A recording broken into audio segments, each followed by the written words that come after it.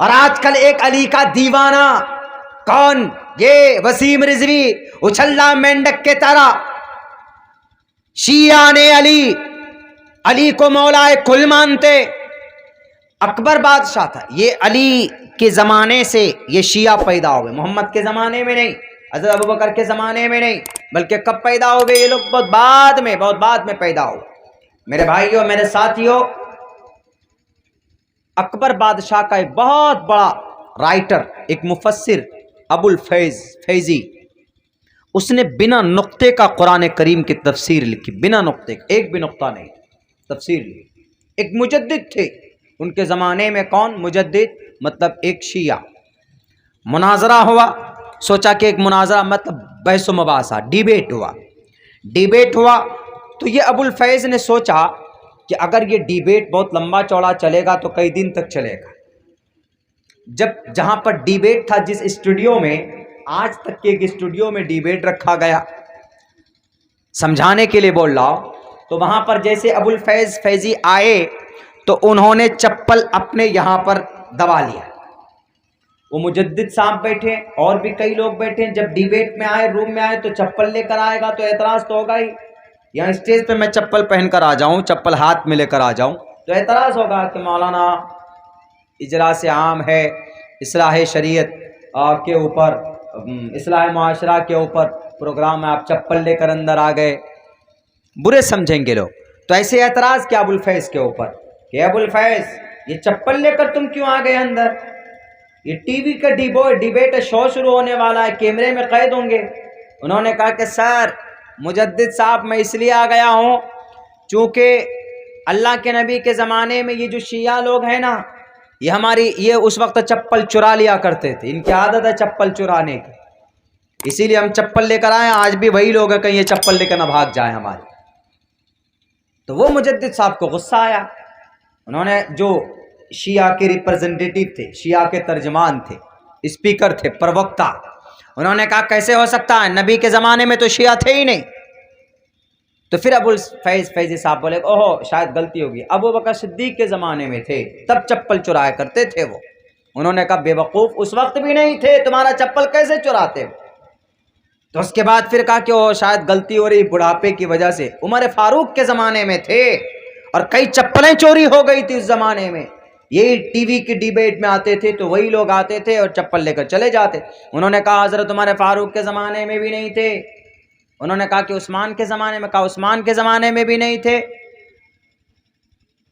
تو اس جو شیعہ کا جو پروکتا تھا، اس نے کہا کہ ابو الفیض صاحب نے کہا کہ جب نبی کے زمانے میں نہیں تھے، ابو بکر کے زمانے میں نہیں تھے، عمر کے زمانے میں نہیں تھے، عثمان کے زمانے میں نہیں تھے، تو تم آئے کب جی؟ انہوں نے کہا کہ علی کے زمانے میں۔ کہا کہ جب تم نبی کے زمانے میں نہیں، عمر کے زمانے میں نہیں، ابو بکر کے زمانے میں نہیں، عثمان کے زمانے میں نہیں، تو آج تم کہاں سے آ گئے؟ کہاں سے پیدا ہوئے؟ اس کا مطلب بعد کی کھیتی ہے، بعد میں پیدا کیے۔ اور کون ہے یہ شیعوں کا سرغنہ؟ عبداللہ ابن سبا یہودی، لڑا دیا۔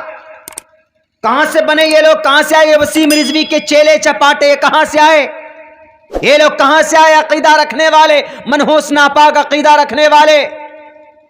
میں خلاف نہیں بولتا ہوں کسی کے، لیکن مجبور ہوں۔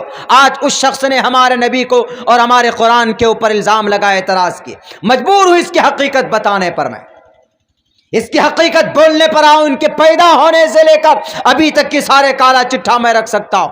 2 گھنٹے کا ٹائم چاہیے مجھے، کب اس نے کیا کیا، کیسے کیا، کب بنا چیئرمین، کب FIR ہوئے، اور کب اپنے گروؤں کے پاس جا کر ملا یہ، اپنے گرو گھنٹال سے، اپنے نقلی خداؤں سے۔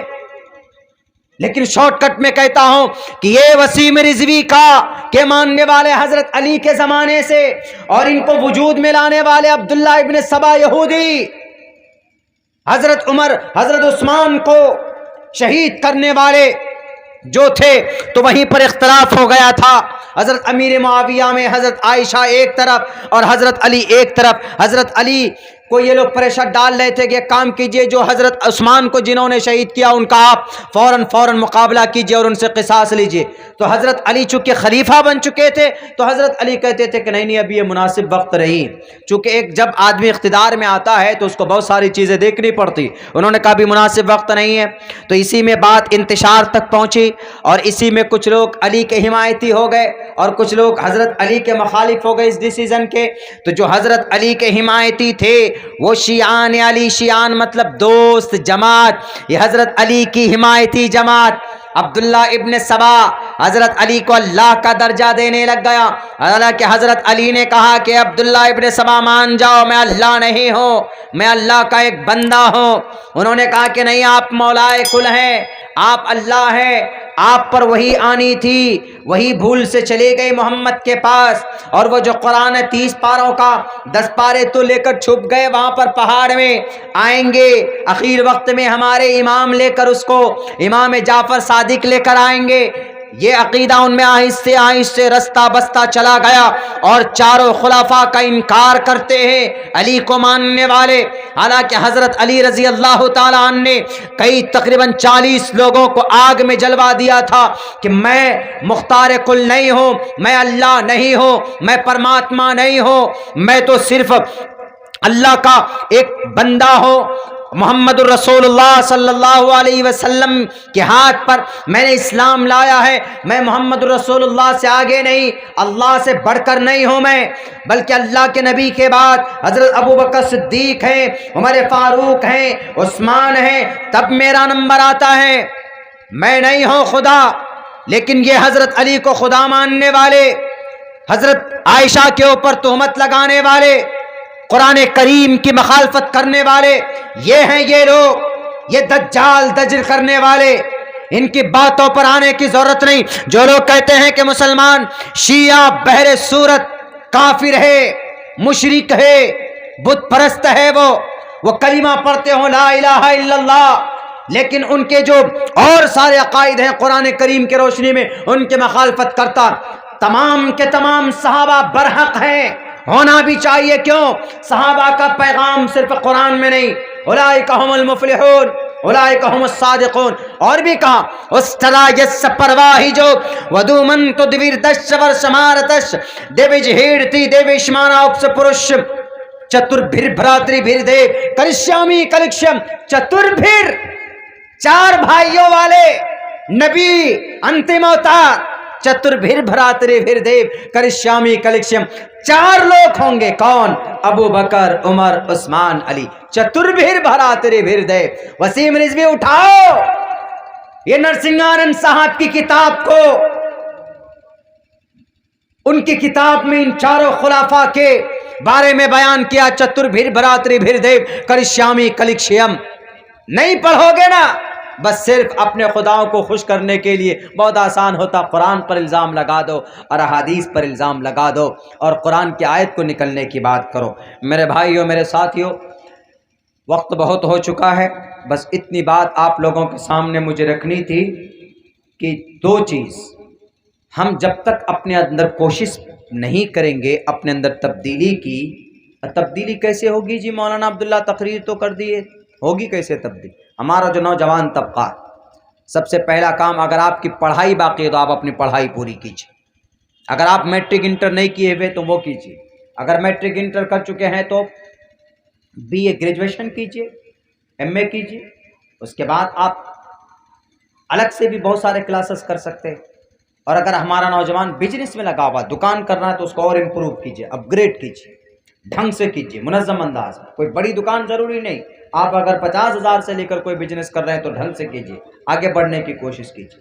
اگر کوئی جوان سیاست سے جڑا ہوا تو اچھے ڈھنگ میں کرے، اپنے فیلڈ میں محنت کیجیے. ایسا نہیں کہ 10 سال کے اندر ہی آپ سب چیز تبدیل کر دیں گے، نہیں. پورے 10 سال کا ٹارگیٹ بنائیے کہ مجھے 10 سال میں یہ کام کرنا ہے. ایک لکش طے کیجیے اپنے سابقہ، اور کم سے کم زندگی کے اپنے 24 گھنٹے کی ایک ترتیب بنائیے کہ محمد رسول اللہ کی سیرت پڑھیے، قرآن کریم کی تلاوت کیجیے اور اپنے اتہاس پڑھیے، اپنے پوروجوں کی اتہاس پڑھیے تو آپ کو انرجی ملے گی. میں انہی چند باتوں کے ساتھ اپنی بات ختم کرتا ہوں. بہت بہت شکریہ، جزاک اللہ۔ السلام علیکم ورحمۃ اللہ وبرکاتہ۔